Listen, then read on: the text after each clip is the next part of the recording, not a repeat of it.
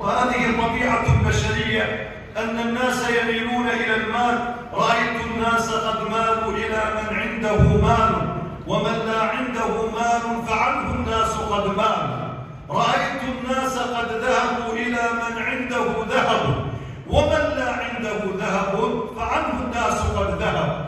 رأيت الناس من فضة إلى من عنده فضة، ومن لا عنده فضة فعنه الناس من فضة. هذه حقيقة موجودة في قلوب عامة الناس، إلا من رحم ربي ممن خلصهم الله سبحانه وتعالى واجتباهم للدين وللآخرة ولتقواه سبحانه وتعالى.